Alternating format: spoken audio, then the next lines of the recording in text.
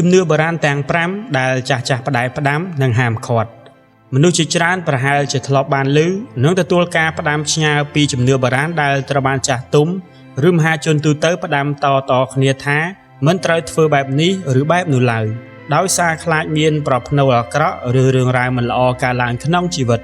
គ្រួសារឬទ្រព្យសម្បត្តិជាការពិតណាស់ជំនឿពីបុរាណនីមួយៗ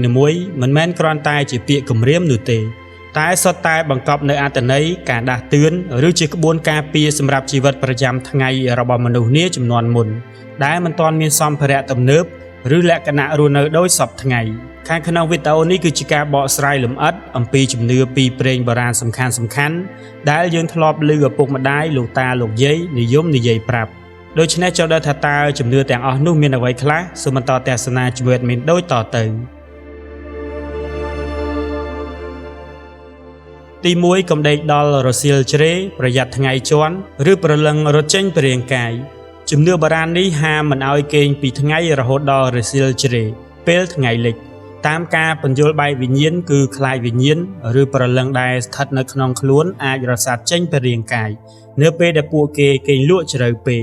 សុខភាពនិងទម្លាប់ការគេងយូរជ្រុលពេកនៅពេលថ្ងៃជាពិសេសរហូតដល់ថ្ងៃលិចអាចធ្វើឲ្យចង្វាក់ជីវសាស្ត្ររបស់មនុស្សច្របូកច្របល់វាបណ្ដាលឲ្យរាងកាយអស់កម្លាំងលហិតលហៃនៅពេលភ្ញាក់ហើយធ្វើឲ្យពិបាកគេងលក់នៅពេលយប់ដែលជាហេតុបង្កជាទម្លាប់គេងមិនទៀងទាត់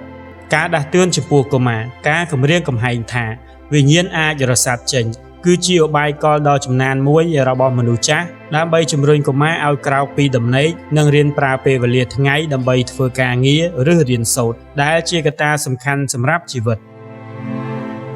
ទី2កុំកាត់ក្រចកនៅពេលយប់ការកាត់ក្រចកនៅពេលយប់គឺជាជំនឿមួយដែលត្រូវបានហាមឃាត់តឹងរ៉ឹងបំផុតនៅក្នុងសង្គមខ្មែរពីបុរាណសុវត្ថិភាពខ្ពស់នាជំនាន់មុនមិនទាន់មានកន្ត្រៃកាត់ក្រចកដែលដំណើរការស្រួលនិងសុវត្ថិភាពដោយសពថ្ងៃនេះទេផ្ទុយទៅវិញគេអាចប្រើកាបិតតូចឬវត្ថុមុតស្រួចផ្សេងទៀតបញ្ហាពន្លឺកាលនោះគ្មានអគ្គិសនីប្រើប្រាស់ទូលំទូលាយទេហើយពន្លឺចង្កៀងប្រេងឬទៀនក៏មិនគ្រប់គ្រាន់ដែរដូច្នេះការព្យាយាមកាត់ក្រចកនៅក្នុងទីងងឹតឬពន្លឺស្រអាប់អាចបង្កជាគ្រោះថ្នាក់ដូចជាការរបួសដោយសារកាំបិតឬការកាត់ប៉ះសាច់ដែលអាចនាំឲ្យមានការឆ្លងមេរោគដោយសារកង្វះអនាម័យដូច្នេះទើបចាស់ហាមឃាត់បម្រាមនេះយ៉ាងតឹងរ៉ឹងបំផុតដើម្បីការពារសុវត្ថិភាពកូនចៅទី3កំហាលខោអាវពេលយប់ជំនឿនេះហាមមិនឲ្យហាលសម្ភារៈឬសម្លៀកបំពាក់នៅខាងក្រៅផ្ទះពេញមួយយប់តាមជំនឿខ្លាចមានខ្មោចឬអំពើអាបធ្មប់ចូលគុណភាពនិងភាពស្ងួតក្រណាត់ភាគច្រើនពីបុរាណត្រូវបានត្បាញពីកប្បាសឬសរសៃធម្មជាតិដែលត្រូវចំណាយពេលយូរទើបស្ងួតល្អការហាលខោអាវនៅពេលយប់ធ្វើឲ្យខោអាវទទួលរងនៅទឹកសន្សើមឬខ្យល់ត្រជាក់ដែលធ្វើឲ្យខោអាវសើមស្លេកពណ៌ឆាប់ចាស់ឬអាចមានក្លិនផ្អួរ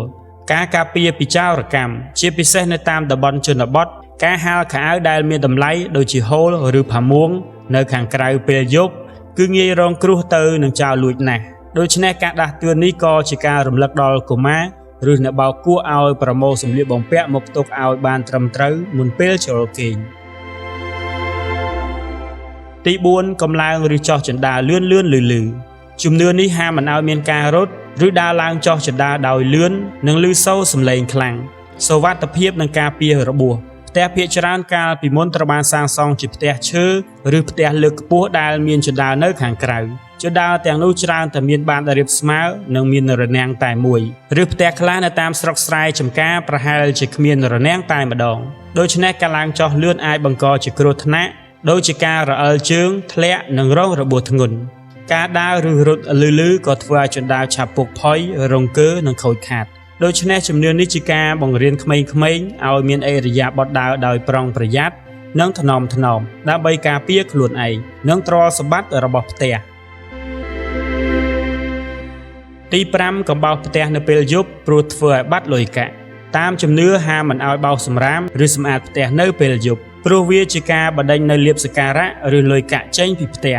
ការការពារទ្រព្យសម្បត្តិនៅចំនួនចាស់ភាគច្រើនត្រូវបានគេសាងសង់ដោយក្តារឈើដែលមានប្រហោងឬចង្អូរនៅចន្លោះក្តារនោះមាសប្រាក់លុយកាក់ឬវត្ថុសំខាន់តូចងាយនឹងធ្លាក់ចុះតាមចន្លោះប្រហោងទាំងនោះណាស់